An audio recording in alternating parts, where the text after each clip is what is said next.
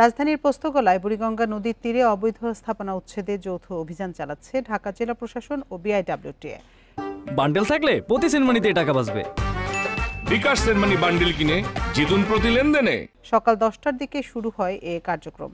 অভিযানের শুরুতেই পোস্তগোলায় আওয়ামী লীগ সরকারের প্রতিমন্ত্রী নসরুল হামিদ বিপুর বাংলো বাড়ি ভাঙা হচ্ছে। বিআইডব্লিউটিএ জানিয়েছে, নদীর জায়গা ভরাট করে 1 একরেরও বেশি জায়গা জুড়ে অবৈধভাবে তৈরি করা হয়েছে বাংলো বাড়িটি। এটি পুরোপুরি ভেঙে দেওয়ার পরিকল্পনা রয়েছে। এছাড়া দীর্ঘদিন ধরে বুড়িগঙ্গার তীরে গড়ে ওঠা বিভিন্ন অবৈধ স্থাপনা নদীকে সংকুচিত করছে। নদী রক্ষা ও নৌ নিরাপত্তার স্বার্থে দক্ষিণ কেরানীগঞ্জের গুদারাঘাট এলাকার সব অবৈধ স্থাপনা ভাঙা হবে। এছাড়া নদী ভরাট করে অবৈধভাবে তৈরি ডকইয়ার্ড ও অন্যান্য স্থাপনাও গুড়িয়ে দেওয়া হবে। বুড়িগঙ্গা নদীর তীর থেকে অবৈধ স্থাপনা অপসারণে যৌথভাবে অভিযান চালাচ্ছে ঢাকা জেলা প্রশাসন ও বিআইডব্লিউটিএ। এই নিয়ে বিস্তারিত জানাতে পোস্তগোলা থেকে আমাদের সাথে যোগ দিচ্ছেন সহকর্মী তানভীর আহমেদ। তানভীর, এ পর্যন্ত কতগুলো অবৈধ স্থাপনা অপসারণ করা হয়েছে এবং এই অভিযান কতদিন চলবে?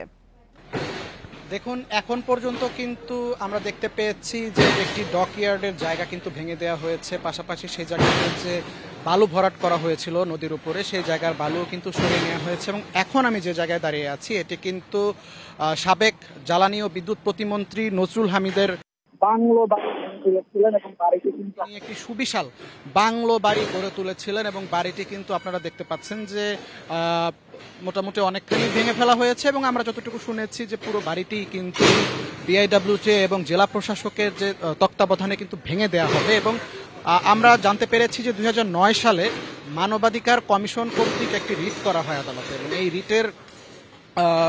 রিট অনুযায়ী কিন্তু আদালত আদেশ দেয় যে নদীর আশপাশের যে এলাকাগুলো রয়েছে সেই জায়গাগুলোতে কিন্তু একটি তাদের বিআইডব্লিউটিএ কর্তৃপক্ষকে জানানো হয় যে তাদের